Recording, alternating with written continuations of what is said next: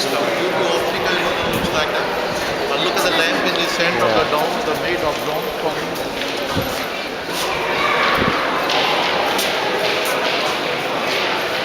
was founded by Ibrahim Lodi, who was the king of Lodi dynasty, and he was defeated by first Mughal emperor Babur. Babur was the founder of Mughal dynasty. Basically, he was from Uzbekistan in 1526 AD.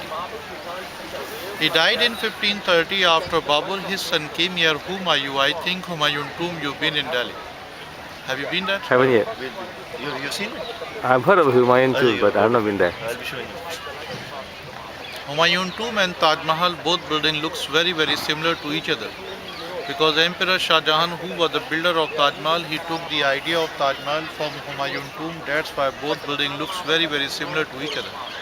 So after Humayun, his son came here, Emperor Akbar, who was the third Mughal emperor, as well as he was a great diplomat and politician. He wanted to keep happy everyone. That's why he selected three wives from different religion as well as different community: Hindu, Muslim, and Christian. Hindu from Jaipur, she was the daughter of Maharaja Jaipur. Muslim from Turkey and Christian from Goa, she was Portuguese. Muslim and Christian wife hadn't any children that time. Hindu wife had son, his name was Jahangir, who was the fourth Mughal emperor. Then after Jahangir, his son came here, Emperor Shah Jahan, who was the builder of Taj Mahal as well as he was the fifth Mughal emperor. He built the Taj Mahal in memory of his beloved wife Mumtaz Mahal. In fact, Emperor Shah Jahan had two marriages. First marriage was arranged marriage by his parents. Second marriage was love marriage with Mumtaz Mahal. Mumtaz Mahal was not her real name. Her real name was Arjuban Banu Begum. Basically, she was from Persia, from Iran. And that time she was very beautiful girl, like Miss World, like Miss Universe, like ma'am. Blue eyes, blue eyes, black hair, fair color, charming, attractive figure. They got married in 1612. After marriage, she got the title Mumtaz Mahal from her husband. So Mum means the most beautiful in Arab. Taj means crown and Mahal means the palace. So real meaning of Mumtaz Mahal was most beautiful crown palace. Same the meaning of Taj Mahal is the crown palace, because Taj means crown and Mahal means the palace. Okay? Crown palace. So they got married in 1612. At the time of marriage, she was near about 19-year-old and he was about 21-year-old. Both were so young. After 20 years of marriage, she was near about 39-year-old, and just age of 39, she had 14 kids. 10 plus 4, very busy after marriage, almost every year child. And she died in childbirth in 1630, because that time no good doctor, no good medicine, no good hospital. That's why she died in childbirth in 1630. But before death, she had been three promises to her husband. First promise, after me no other marriage. Second promise, after me look after my children. And third promise, after me make beautiful mausoleum, beautiful tomb over my grave. So she died in 1630. As per her promise, she started the Taj Mahal from 1631 to 1653. 22 years to build with 20,000 workers. Clear? Taj Mahal is made of pure white marble. This white marble from Makkarana. Makkarana is the name of the city near Jaipur. From here 360 kilometers far in the west. All is stone brought by animals, car like bulls, oxes, camel, elephant, donkey, mules, etc. Because that time they have just animal and manual power. They haven't transportation facilities like train, buses, etc. They have just animals. Height of the Taj Mahal is about 243 feet from the level of the garden, in meters about 81 meters.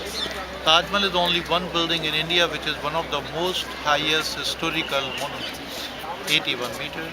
Second highest historical monument we have in Delhi, which is known as Qutub Minar. If you have time, try to see that building also. And dome of the Taj Mahal is the third largest dome in the world. Number one is the St. Peter's Dome in Rome in Italy. I think you've been there. Number second is the Bijapur Dome in South India. Number third is the Taj Mahal Dome, and shape of the dome is just like an onion shape, as well as bulbous dome. There are two wall, outer wall and inner wall. Between two wall it is hollow, which is good for echo, good for acoustic system.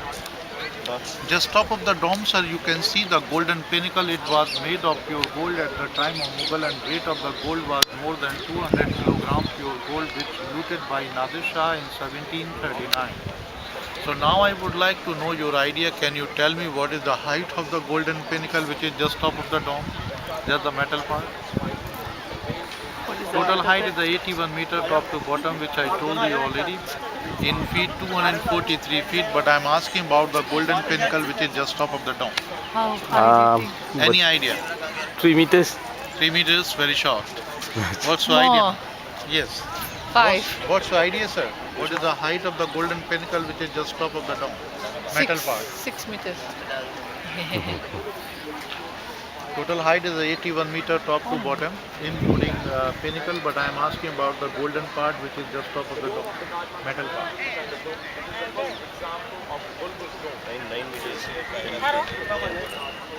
9 or 10. 6. 6 meters. What's your idea, sir? 3. 9 or 10? 6. 3. 3. 3 very short. 5. Not 7 or 8. 7. Okay, 7.5. 6, 7, 8, 9, 10. Add together. It's very, very simple. I told you already before. Come inside the Taj I Mahal. know what. 22. Ah, yeah. Okay. 20. I told 22. you already that I'll tell you some more proof inside the Taj Mahal. You will find everything is 22. So height of the pinnacle just 22. 22 feet. Feet. 22 feet is equal to 7 plus meters. So you can say 7 meter or 8 Very meter. good. Both are right. Right. Got it? Right. Now I hope you will remember it. I will. Thank you. Thank you. So just top of the pinnacle, ma'am, you can see the half moon, which is sign of Islamic culture. In the center of the half moon, you can see the kalash with coconut, which is a Hindu culture. It means Taj Mahal is decorated with Hindu and Islamic art. Taj Mahal is only one building in the world which is 100% symmetrical except the tomb of Emperor Shah Jahan, because he died after completion of Taj Mahal. That's why his tomb is not in the center, otherwise everything is perfectly symmetrical. So both sides of the Taj Mahal you can see the red building on the left and right. Both are identical building as well as symmetrical building. That's why both sides same distance, same height, same color, same design, and both sides equal balance. On the left, this is the mosque which is still active only on Friday. That's why every Friday Taj Mahal closed for everyone, just open only for Muslims at the time of prayer in the afternoon only for 2 hours. But those people have identity, they can come inside for prayer. Rest people are not allowed because anybody can be a terrorist, and you know it very well, terrorists can reach anywhere in the world. On the right is the guest house. Those people wanted to see the moonlight. They were used to stay inside the guest house, but nowadays nobody cannot see the moonlight from there, from here. They have to see the moonlight only from the platform under the arch, just for the security purpose. If you would like to see the moonlight, you have to book your ticket 24 hours before, and you have to submit your ID proof like driving license or passport copy or etc. Then you are able to get the entrance ticket for moonlight. Right. Whenever you will come next time. Next You must time. know it, okay? Anyway, look at the minaret from here. This minaret looks like a little bit leaning out, but in fact these are not leaning out, these are just straight due to optical illusion, looks like that. But whenever in future, you know, earthquake, bhukam, whenever earthquake will come here, this minaret will fall down outside of the platform. It will never fall down on the dome on the building because they built like that. In fact, in 1504, Agra was totally finished in earthquake. We have no any record before 1504. And Mughal dynasty found it in Agra in 1526 AD, and that's why they keep it in the mind that earthquake can come in this part of India. That's why they built here very deep as well as solid foundation of the historical building. So this is the reason building is still alive. Amazing. In the center of the platform, you can see the small fountains which are working now. In Mughal times, sir, we have no electricity, no petrol, no diesel, no machine, no computer. This fountain is started by pump. Pump was very big and very heavy. Nobody could not push the pump. So pump pushed by an elephant pumping system. They had so many elephants that time, so they were working one by one hour this elephant, 1 hour another, 1 hour another, like that. It was very good exercise for elephant also. They were very Very clever. And both sides of the fountain you can see the line of the cypress tree. These cypress trees are symbolizing death and sorrow because these trees cannot laugh, cannot smile according to weather, climate and temperature. That's why it's symbolizing death and sorrow, but these kind of trees are symbolizing life because these trees can laugh according to weather, climate and temperature. Laugh means time to time you can see the new leaves, new flowers. It means symbolizing life, but cypress tree symbolizing death and sorrow. Mostly cypress tree you will find near the graveyard, near the tomb, near the mausoleum. That's why symbolizing death and sorrow. Clear? Yes. Now I'm going to tell you the name of the architects. They were from different part of India and different part of the world. So first of all, the dome architect name was Amanat Khan. He was from Shiraz, and that time he was getting 250 rupees salary per month. 380 years ago, 250 rupees was such a big money, huge money. The minarets architect name was Isha Ali. He was from Lahore. Nowadays Lahore comes in Pakistan, but that time Lahore was part of India and he was getting 300 rupees salary per month. Look at the arches. There are so many big and small arches. The same kind of arches you will find inside the building. So arches architect name was Mahmud Khan. He was from Yemen and that time sir he was getting 400 rupees salary per month. More work, more salary, more work, more pride. Dome was only one. That's why 250 minaret are four. That's why 300 rupees arches are so many. That's why 400 rupees. Look at the calligraphy. The calligraphy, they were two-person. Basically, they were from Agra by caste. They were Hindu, Ramesh Chandra and Mahesh Chandra. They were getting 500 rupees salary per month. They were the master calligraphists. The main architect, the chief architect of Taj Mahal name was Ustad Isa Effendi. He was from Persia, from Iran. And that time, sir, he was getting 1000 rupees salary per month. If you calculate 1000 rupees according to modern money, your calculator will not work. You can try at your home. All digit will not come in your calculator. And the total cost of Taj Mahal was that time 700 million rupees, including each and everything. 400 million rupees they spent for materials like sandstone, marble, copper, brass, silver, gold, precious stone, semi-precious stone, different kind of iron, steel, wood, etc. And 300 million rupees they spent for workers as well as architects. So total amount was 700 million rupees, including each and everything. Before the Mughals and at the time of Mughal, Agra was one of the richest city. It was very famous for the precious stone plus silver and gold. That's why Babur, who was the founder of Mughal dynasty, he wanted to capture first Agra. He knew it Agra is very small city as well as very rich, very easy to capture.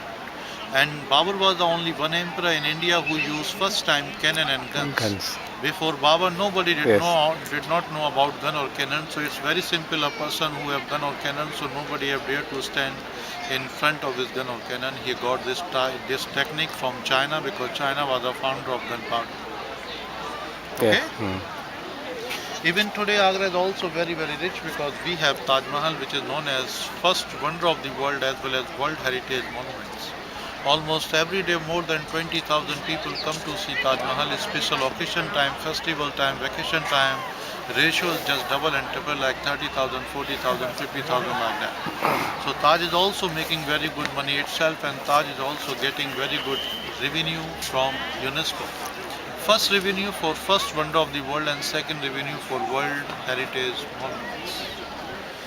But due to Taj Mahal, all factories, industries, foundries has been closed in Agra to protect the Taj Mahal. That's why Agra is only one city which is declared as a city of handicrafts by Government of India. So this is the reason on handicraft article we have no taxes like sale tax, income tax, custom duties, etc. That's why everybody like to select some nice souvenir only from Agra. So you have very good opportunity to select something if you like. It's my duty, so I'm telling you each and everything about my city. And I would like to tell you one more thing. We have proved that it was completed in 1653. This kind of proof you cannot see anywhere in all over the world in any other historical monument. So we have 16 gardens in the Taj Mahal like this. 1, 2, 3, 4. So 4 gardens this side, 4 gardens another side, 4 plus 4, 8 gardens, 8 gardens another side of the fountain. So 8 plus 8, 16 gardens. And number of the fountain from this red platform up to the main gate. we have just 53 fountains. So 16 garden, 53 fountains, it means it was completed in 1650. Clear? Clear. So now we are going